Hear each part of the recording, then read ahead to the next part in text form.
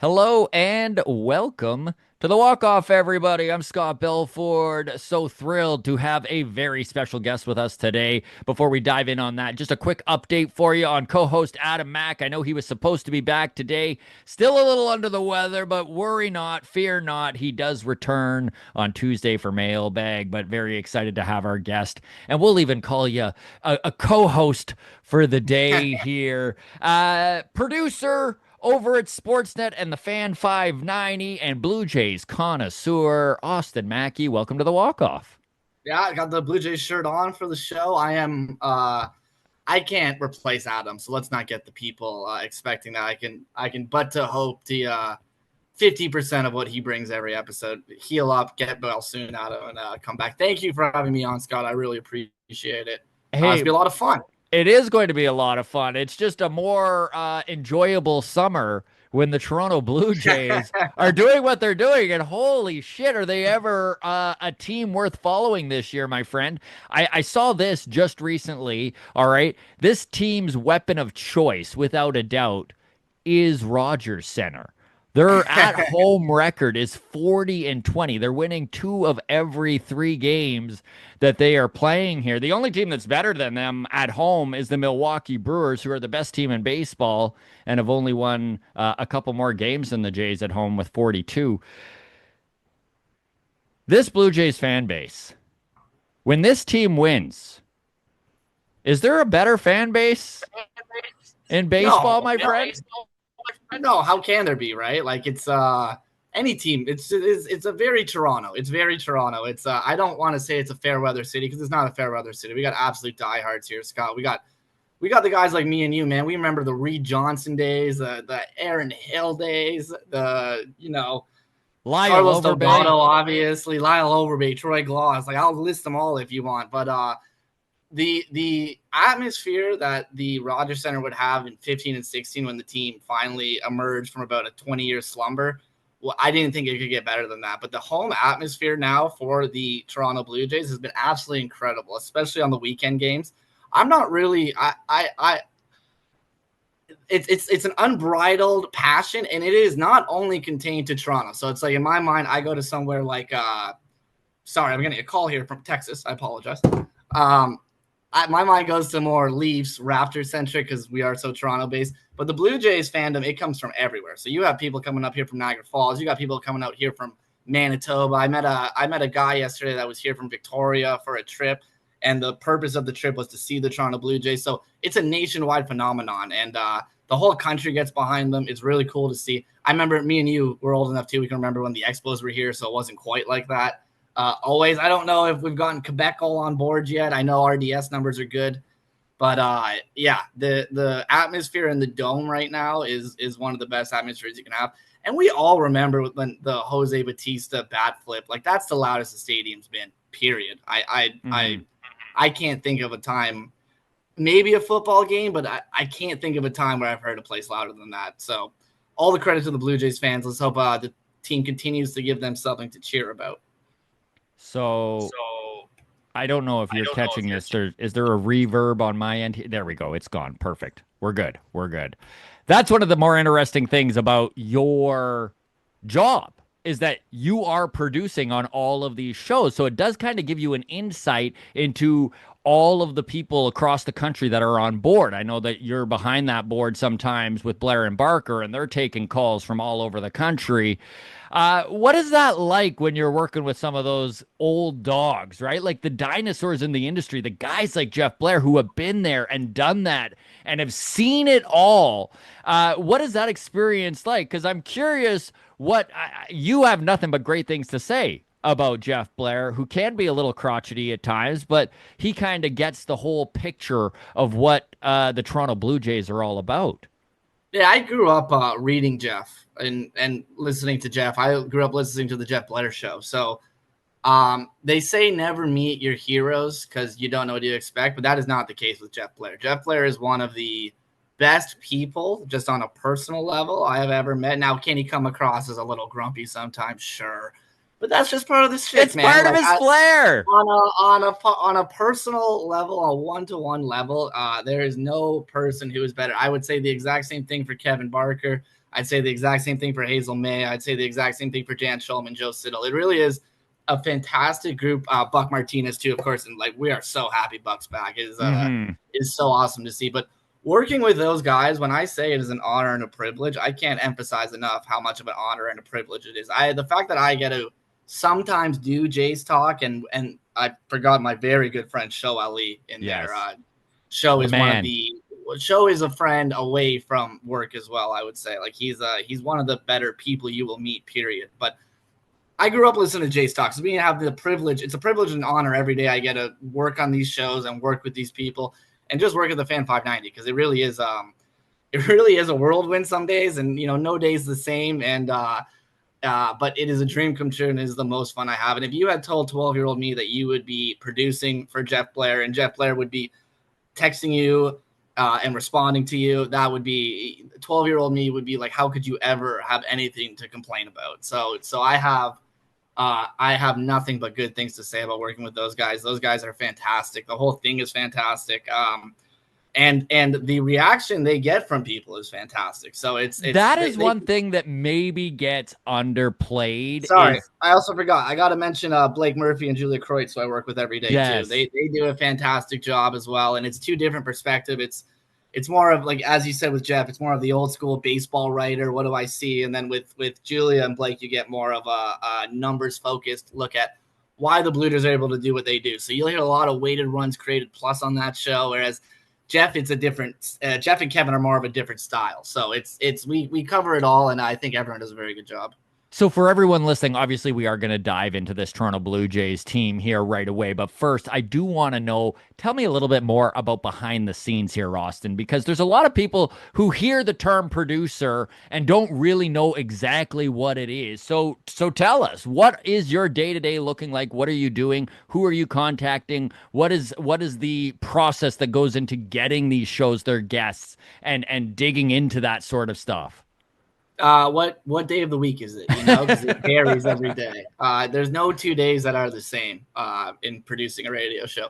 The simplest explanation I can give it to you is that we are responsible for producing the hosts. So we have to make sure our hosts are as well equipped as possible to put on the best possible show on a daily basis. For me, a big part of that is guests. So in a radio show, in a show like Blair and Barker, that's 2 hours. In a Sportsnet Today, that's 3 hours. In a Jays Talk Plus, you need to have the right people in the right spots to talk about the right topics at the right times.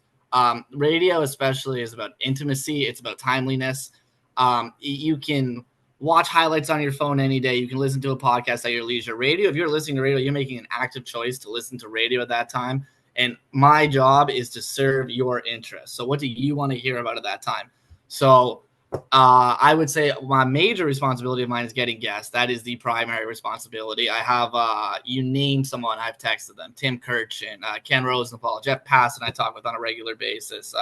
And that's just in the baseball realm because I work in every sport. So I've had the honor, the absolute honor of texting with Wayne Gretzky before. Wow. Yeah. So it's guests. It's guests is the main thing, but you also need to make sure your hosts are seeing content. I'll give you an example. I was doing the morning show 3 weeks ago, and Aaron Boone went on John Boy, and he had that really good back and forth with them. And I just made sure the guys were aware of that. And then that was incorporated into the show the next day for a conversation about what the role of a manager is in modern baseball and how that applied to why John Schneider should be AL Manager of the Year. Right. Which we will get into, as we have promised the fans.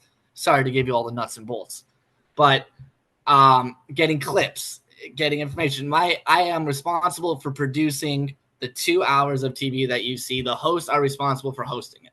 So anything you see that they don't reach out to guests, they don't tell you what clips they want. You have to get that for them typically. And every show is different. Every host is different. I've worked at TSN. I've worked at Sportsnet. I've worked on almost every show in Toronto. So I've been very privileged in that way. But I can tell you, like, no day is the same as the other day. It varies greatly. And that has its upsides. That has its challenges, right? I imagine stand-up comedies like that too, right? You can get a dead room some days. Like, how are you going to make the dead room laugh? For sure. Not not every time you go to work is it a win, but it's always about the preparation. And it's funny when you kind of go through the checklist of what producing is. I mean, Adam and I have to do it all ourselves on the podcast, obviously, but it is a big deal to be prepared, to have this information. I know I'm literally sitting here with a huge list to talk to you about. And so I'll use some of these points right now here to shift into talking about Vladimir Guerrero Jr., which honestly, Austin, is something I'm excited to talk to you about because we've had Vladdy talks before over beers, and like the narrative feels like it is starting to finally shift. And I know that there were a lot of disappointment about Vladdy's home run totals and his power getting into June, getting into July. But I think if you just look at what the guy has done, it's getting harder and harder to be a detractor of Vladimir Guerrero Jr. So this is just from June 17th. And since he moved into the 3-hole, which is another one that I can't Please wrap explain my that to me, Scott. Please. I can't wrap my head around it, Austin. How can this man be absolutely a top 10 hitter in baseball in the 3-hole, but you put him in the 2-hole to give him a few extra at bats throughout the year, and the guy can't do it? And it's so funny because the fan base is mad at John Schneider for trying, but I'm just like, I don't understand the mental block with Vladdy. I mean, Yeah, obviously, yeah.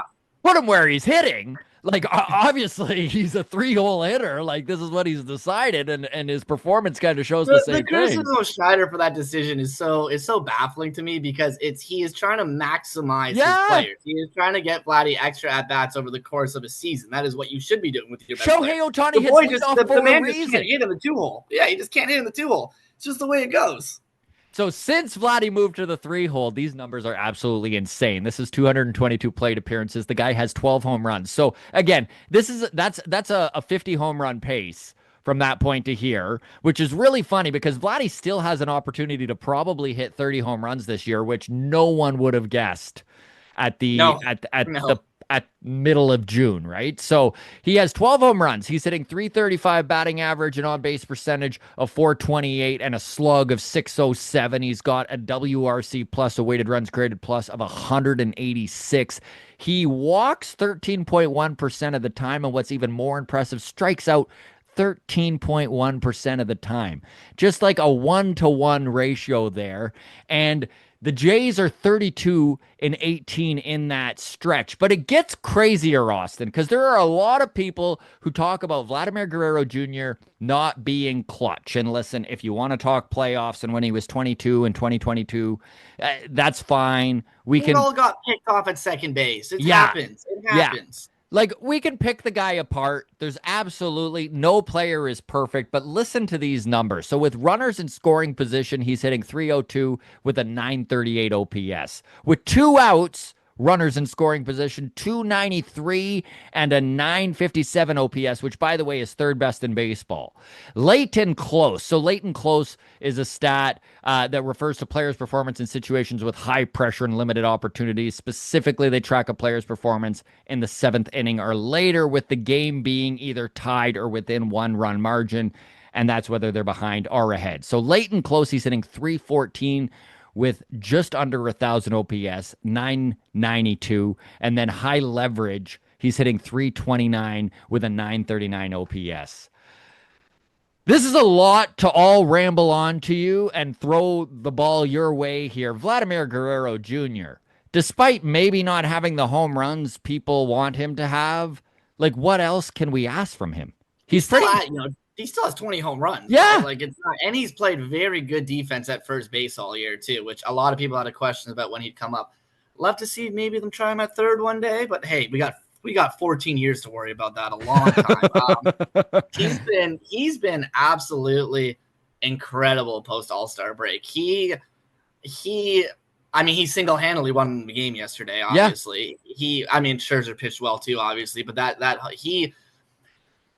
It is such a good case study on how we look at players after, and how we use the contracts to evaluate what we should expect from players. When Vladdy didn't have the contract at the beginning of this year, everyone was after Atkins and Shapiro for not paying him. Pay the man, pay the man, pay the Pay man. him whatever he wants, they said, Austin. Whatever he wants. It doesn't matter. You're Rogers. You have all the money in the world. It doesn't matter what you give the guy. And they did that. Atkins and Shapiro did that. They kind of have gone against the process that they have done for the 10 years they've been here and paid a guy a little bit earlier. And at the start of the year, it didn't look like the best deal possible. And people want him to live up to that. Scott, again, I don't know what your demographic is for your listener base, but I want to go back in the annals of Blue Jays history. This reminds me so much of when JP Ricciardi paid Vernon Wells. Yeah. Vernon Wells was the exact same player he was the entire time. 20 home runs, incredible defense in center field, 80 RBIs, 275 to 280 average, won't walk a lot, but good player. JP Ricciardi gave him one of the richest contracts in MLB history, and this market completely turned on him. Mm-hmm. It reminds me a lot of David Clarkson when he came here. It's we need to not use the contracts as a marker of what people should be performing to, and enjoy what they are performing to now. If you look at Vladdy's average annual over the course, if you just take the 500 million number out of it, it's around 30. He's getting 30 to 35 million a year through the course of the contract. So it's not more than Soto's making significantly more than that. So I would hope people can start appreciating what's going on. I do fear that won't happen until he performs in the playoffs. He needs to have a phenomenal postseason this year to silence a lot of these doubters, because a lot of this stuff just comes back to him getting picked off against the Twins and them not remembering he was the only guy who got to second base in that game. Yeah. Yeah, and it's interesting. It's almost like Mitch Marner has ruined everything for sports fans in this city. We can't do Mitch Marner. I'm sorry. Hey, I'm a Flames fan. Honestly, I think he's been done dirty, but we don't need to get into Mitch Marner. But I just mean, it's funny how the Leafs fandom does bleed into every other aspect of Toronto sports, and there is, and it's silly. It shouldn't, because they're different entities, they're different organizations. But then, to the Jays' credit, they don't get a lot of criticism for that blowing a 7-1 lead against the Mariners, because they play in the same town as the Toronto Maple Leafs, who are the most infamous team at blowing leads. Austin, that's still 3-0 against the Panthers in Game 3. How did they lose that game? Oh man, God. Yeah. Oh, sorry. Oh, that Mariners game is still one. Buddy, I remember Teoscar Hernandez going out for the curtain call and being like, "No, not yet. Don't do it. It's too early. What are we doing? What? We never seen a game." That game literally changed the course of the franchise history, or the course of the franchise, right? And it's kind of gotten us to where we are now. And that's why I actually have a ton of respect for Atkins and Shapiro on the process that they pioneered over more or less the last 4 years with this run prevention, get balls in play offense, where they don't have the boppers anymore. They don't have Gurriel. They don't have Teoscar. They got rid of a lot. The Chapman even was a bopper, right? Like, those guys aren't really on the team as much anymore. It's been an interesting ride when it comes to Shapiro and Atkins, because if you and long-term walk-off fans will know what I'm talking about here, but Adam and I were huge Shapiro and Atkins champions in 2021 and 2022. And even in 2023, we have this analogy where we're like, they're baking a cake. Let it finish. Let it bake, right? But then we did hit a wall last year where we're like, the cake should fucking be done. What is this? Why's the dough not rising? The dough looks down. It's not going up. This isn't a cake. Yeah. And now here we are with the best team in the American League. A lot of what Shapiro and Atkins pushed, the low strikeouts, the putting the ball in play, the defense never slumps, all of these Atkinisms, if you will, that drove the fan base nuts in September of last year, and honestly, rightfully so. It just turned out the cake needed a little longer to bake. And I mean, knock on wood that this is what it's supposed to be. I know that how baseball works. I know you can always count on regression of some point, and there are some aspects of this team where you look at it and you're like, how is this pixie dust working? Like, how is Tyler Heineman this good? 350 against left-handed pitching all year? But it does just feel like it's coming together. And let's talk a few of these just patience paying off moves, right? Davis Schneider, for one. Like Davis Schneider, since getting called back up, has been absolutely insane. Huge walk last night, right? To get on base for Vladdy. The catch, right? The, That catch. that Against the catch. Canadian boy, unfortunately. But no, Unfortunately, but fortunately for the Jays fans, Owen Casey can get his first hit today. I'm fine with that. Go Owen Casey now. But honestly, kind of messed up of Owen Casey to try to get his first hit against the Jays. Someone should kind of pull him aside about that. Exactly.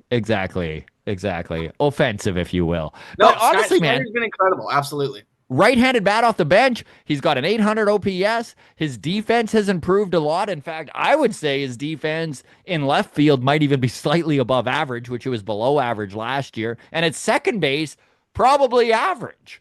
And again, last year it was definitely below average there. So, well done on him. Max Scherzer is paying off, right? Like, Austin, think about how many calls you took. Does he start the first playoff game right now for you, Scott?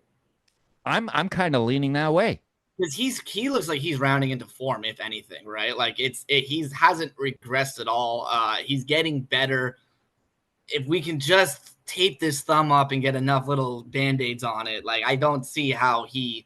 Let's hope he stays healthy. Obviously, he's an older pitcher, but man, was he was nails yesterday. Dude, you almost made me swear there. I can't swear, Scott. Still an AM radio guy. There are intangibles about Max Scherzer that I don't want to blow out of proportion, but I think are worth mentioning. And you see it in the way Vladimir Guerrero Jr.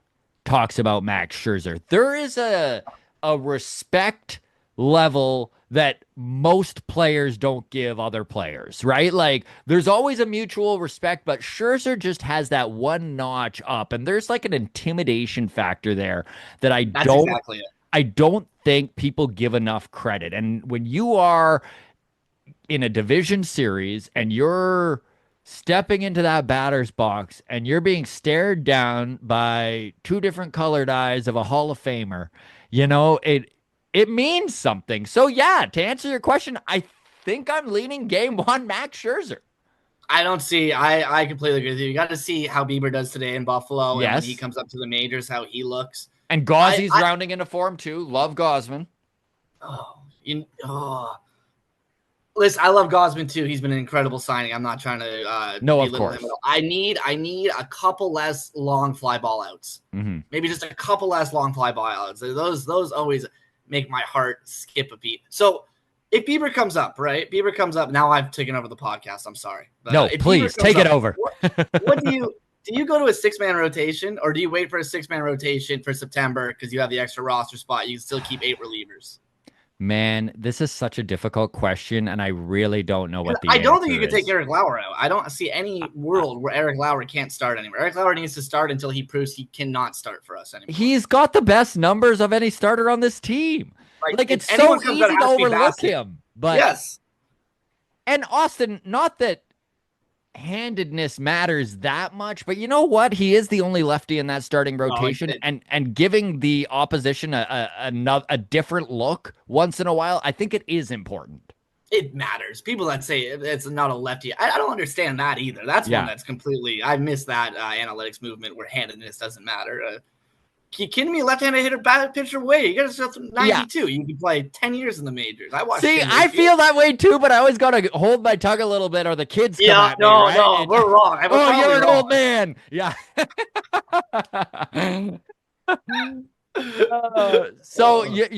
It is interesting what's going on, and we can talk the roster crunch coming up here. By the way, Trey Yesavich had his start in Buffalo yesterday, and I know everyone. And this is interesting because there's a young kid, Nene Takes is his name on Twitter, and he honestly, dude, he is. I follow him. Yeah, I know. He's a workhorse. Like the amount of prospect nerdism in that kid is unbelievable. Like his face is in fan books all day. He have the subscription services for all the MILB TVs. Absolutely, it's absolutely insane. But he came on the podcast yesterday. He had just released his top 100 prospects in baseball. 4 of them were Toronto Blue Jays, and I know that one of the things we talked about was Trey Yesavich, and he said when I brought up, there's a lot of hype. Can you see him possibly being in the bullpen this year? And his exact wording was, well, pump the brakes a little bit here.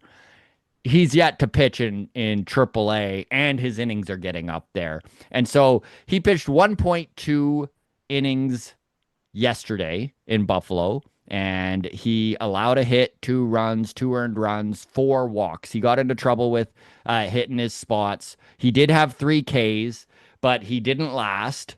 And I think the Blue Jays are starting to really concentrate on his innings.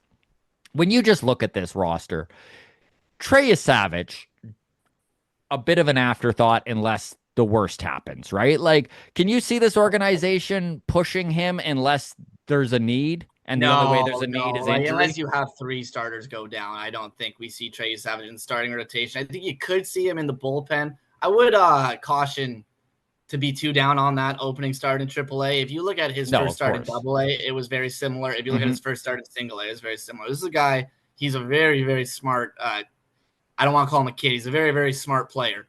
He will adjust. The Blue Jays will adjust. He will be better in his next start at AAA. And I would think we might see him in the last week of the season, depending on how the division race looks at that time. Because he's gone through all 3 levels already this year. So I think if the Blue Jays have an opportunity to pitch him, they will pitch him. I think, and I know this sounds crazy. And I know people are gonna. You can get mad at me. I think you're more likely if you have the injuries that we all hope do not happen, and let's just pretend they don't. Alek Manoah more likely in the rotation than Trey Savage. Yeah, I would say so too. Start situation. Yeah, because you're also going to run out of options on Manoah pretty soon. And you're going to have to make a choice if you want to keep him in AAA and expose him to waivers because he doesn't have so. And then if you do expose him to waivers, if someone try to claim him as a reclamation project, like there's all that. So you're going to have to make the decision on Manoah soon. And because Savage has the options, I think you're more likely to see Manoah in the rotation before Savage. But you would need a lot of injuries for that to happen because I don't think there's a lot of faith in Alek Manoah right now in that organization, unfortunately. I think, too, that when it comes to injuries, it's working the other way for this team, which is good. Guys are getting healthy, right? Like George Springer was Anthony Santander. Yeah, except for Anthony Santander, who's still not swinging a bat. But I mean, there was the Shai Davidi did put out a couple days ago. I think that they're hoping he's swinging the bat next. They're hoping he's going to pick up a bat in a couple days, so that's good. That's something. Our theory is they gave him, the Men in Black thing where they erase your memory. Yeah, they gave him that, and now they're teaching him to completely re-hit from the bottom up.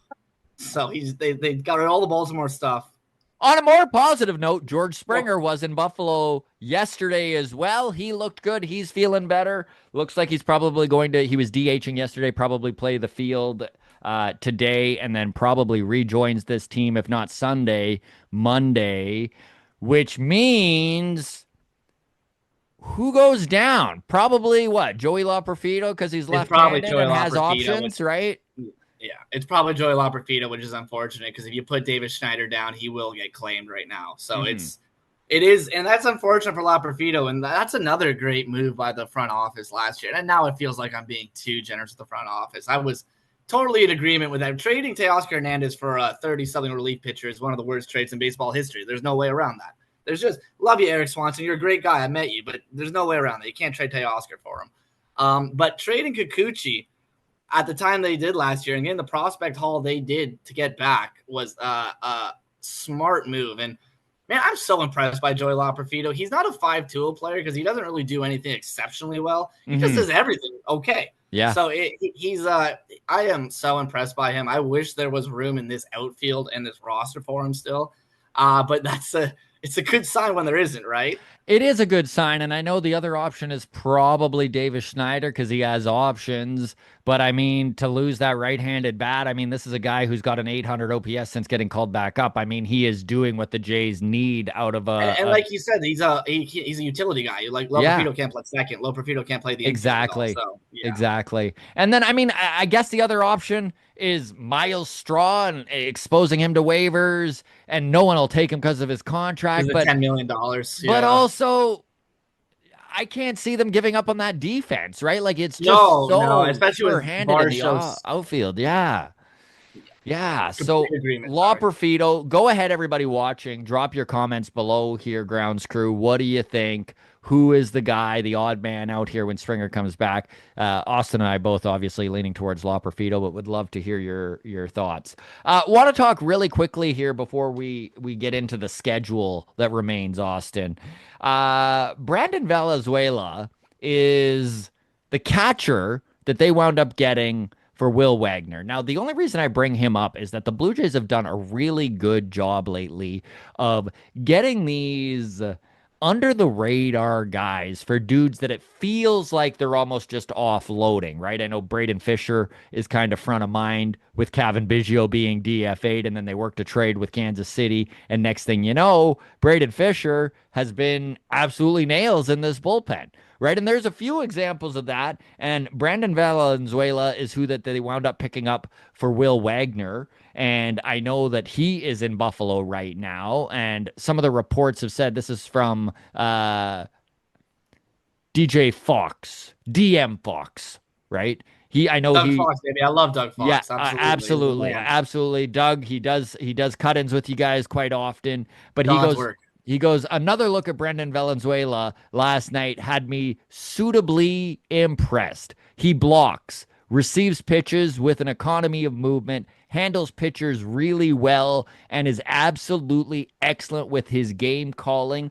To get a catcher and listen, I know everyone loved Will Wagner, but he was just a redundancy on this team. Unfortunately, that's the thing with these left-handed hitters right now, which is hilarious because you go back It 3 years is. ago and I would have never guessed that this is the way this team would look. But I mean, Alan Roden, same sort of thing. Just he was traded because you know what? Like, how many left-handed bats can you have in a system? So that kind of the odd man out. But to be able to turn that into a catcher with Will Wagner, who could possibly be a backup next season, is just kind of some shrewd moves. Do you Oh, when you you're out on Heineman, eh? No more Heineman for you? I love Heineman, and No, if I know. He won't be back next year. You're absolutely I right. I, Yeah. I think the thing with Heineman is he's just going to get I think he's even still ARB eligible next year. I'd need to double I check think on he is. that, which is Yeah, that's absolutely crazy. So if that's, I mean, the job is Heineman's till it's not, right? Like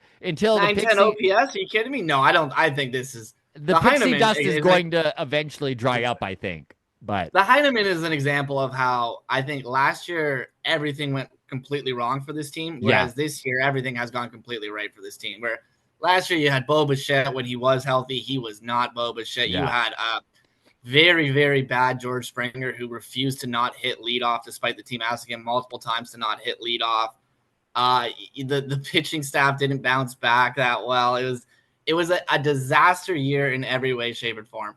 Heineman and even like the performance they've gone out of Nathan Lukes this year. If you had told me that Nathan Lukes is going to hit leadoff, I would have laughed. I've been okay, so we're winning 30 games.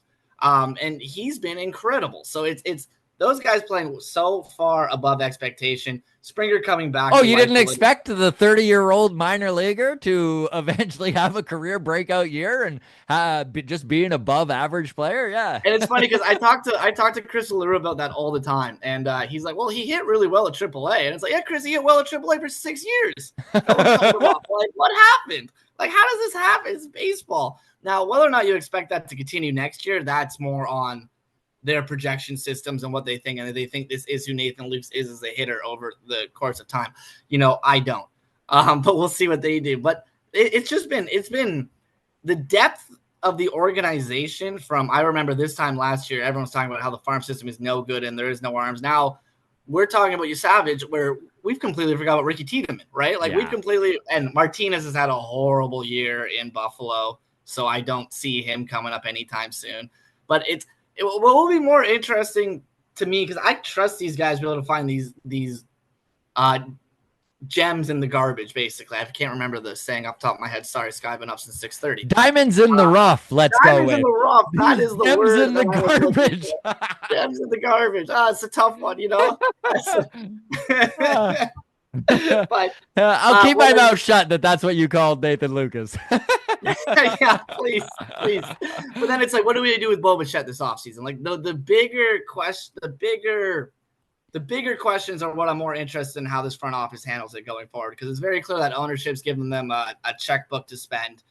Are they going to try to keep this team together, or is this the one shot?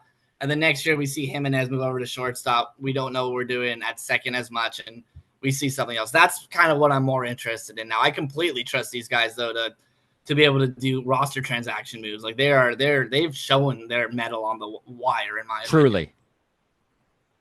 It's their favorite way to do it, is outsmarting everyone, actually. It really is, right? It really is. And I wish it worked more often. I do too, my friend. I do too, man. And I know when it comes to the front office, there's a lot of the fan base that is like, I need playoff wins before I actually start forgiving you. And that's totally and fair. That is 100% fair. I lean to that side, but I do give credit where credit is due, which is they have put together a very good team here. It's easier now, but for our whole life, it's incredibly hard to make the postseason in baseball. Making the postseason in baseball is an accomplishment to a certain extent. It is a random game. You look at the Orioles this year. Like, if you think the Orioles are going to be this bad next year, I would love to take that bet with you. Like, a lot of stuff has gone right for the Blue Jays this year, and it has to in order for you to have success. That's just the way of the game. Speaking of the Orioles, let's talk the schedule a little bit here, because the Baltimore Orioles are actually going to be major deciders in how this Toronto Blue Jays team finishes up. I don't know if you saw Baltimore's schedule, but they just won a series against Seattle, who was nipping at Houston's heels, and they're still within, I think, about a game or a half a game from that division lead. Yeah, maybe a game and a half from the AL West. But the next 13 games, this is what Baltimore's schedule looks like. They play Houston for 3. They are at Boston for 2, home versus Houston for 4, home versus Boston for 4. Like, the next 15 games for this team, the Blue Jays, and it's funny how now that the Blue Jays are the best team in the American League, Austin, it's a little bit different vibe before, because when they were chasing the division, I was always like, God, you need 2 or 3 here. You need 3 or 4. And now it's like, well, it's like being 500. chased. It's like being chased by a bear, or having other people behind you when you're being chased by a bear, right? It's like, as long as I'm in front of those other people, we're good, right? And it's just interesting to see that Baltimore could truly play a major role here. That is so interesting, right? And it's Baltimore is such a good example of how baseball is such an impossible sport to project. Sometimes, if you had told anyone in Major League Baseball that worked in any capacity that Baltimore is going to be last place in the AL East, they would have laughed at you. You could have gone incredible odds on that preseason. It's just everything has went wrong for that team this year. So hopefully they can play a little bit of spoiler here. Do you think it matters if the Blue Jays get one of the first 2 seeds? Do you want to avoid the wild card series at all possible costs? Honestly, Austin, I do think it matters, and it probably matters, in my opinion, more than maybe even folks are giving it credit for. When you look at some of these wild card teams, the ones that are really scaring me is the Mariners and Houston and Seattle. However it works out, whoever wins. The Mariners post-trade deadline, that is one of the scariest lineups that you will see. It is such a scary, and that lineup's scary, but even more scary is their pitching staff. Right? Yes. Like it's such a good pitching staff. And that's the thing with those 3-game series, dude. And we've watched it happen with the Blue Jays before. We watched it happen in 2023 with Minnesota, right? You run into good starting pitching, and you might be screwed if you can't. You don't take him out in the 3rd inning. Yeah. You know, Jose Barrios. Oh, too soon. Sorry, Blue Jays Nation. But no, that's 100% it, right? In a 3-game series, the variance is so incredibly high. You need one good pitching performance and one collapse, and you can be out. I will say, even in a 5-game series, I fear the Mariners. Of course. The Mariners are Me too. a very good team. They're a very good team. That will be very interesting. Let's hope someone takes them out on the wild card. Are you taking all the pleasure and joy that everyone else is taking the Yankees right now? Oh, and do the Yankees scare you at all? The Yankees don't scare me. Really? Even with Aaron Judge, Like, Aaron Judge is having a Barry Bonds-esque season. The fact that Aaron Judge is still the odds-on favorite to win AL MVP, despite what Cal Rowley's doing while he catches, is insane. Now, I say the Yankees don't scare me with a very biased take that I know nothing will upset Yankees fans more than hearing Blue Jays fans say they don't scare me at all, right? So like there is a little bit of twisting the knife there. You're trying to make the super cut. Yeah. Obviously, the Yankees are a scary team. And if you got to play the Yankees in a wild card, that's the type of series where all of a sudden you're like, holy shit, now I totally get why they went out and paid Freed, Yeah. $200+ million, and we couldn't get Even a run Carlos off him. Rodon hasn't been that bad this year, right? Like, Like, look at yesterday's game against the Cubs, right? A 2-1 win, but that could have easily been a 1-0 loss. And man, yes. that's kind of what makes or breaks you in those short playoff series. Like That it felt is like a playoff game yesterday, did it not? That felt like it a playoff definitely game. felt like a playoff game. And that's where I worry about our beloved Toronto Blue Jays. It's in the postseason, the long ball wins. It just Mhm. does. It's not putting the ball in contact. You're facing such good pitching. Everyone's so locked in on every pitch. It's long ball typically. I mean, if you look at the Dodgers had one starting pitcher last year and they won the World Series, right? It's like those guys could mash. So, and the Yankees couldn't play any defense.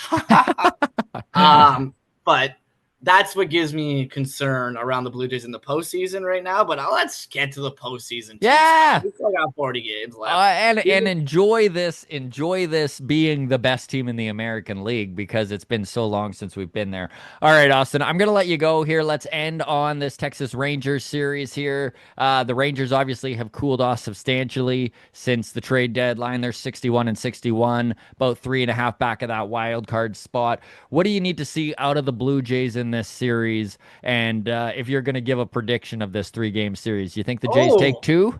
You think a the little Jays take prediction 2? here.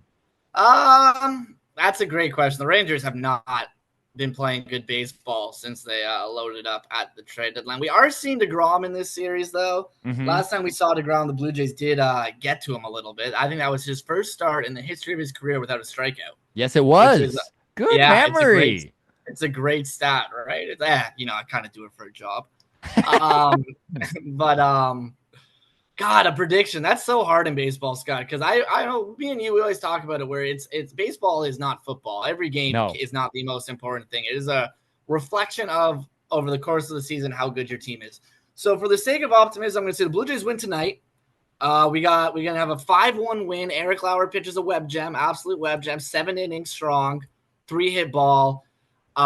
We lose Saturday. I love the Sunday. specificity. So specific. Lose Saturday, win Sunday, take 2 of 3. And then I'm sorry, Blue Jays fans, drop 3 of 3 against the Pirates. Pirates sweep us. So that sucks. It's the way it goes. Austin Mackey, Sportsnet producer with the Fan 590. My friend, thank you so very much for joining us. So appreciate it. And I'm going to twist your arm to come back here. Scott, thank you for the invite. Anytime. I think now the count is I owe you 14 to 15 more appearances to make us even. We're not keeping score, but it's 17. Oh, no, yeah. Thanks, Austin. Thank Cheers, you, Scott. buddy. Have a wonderful day.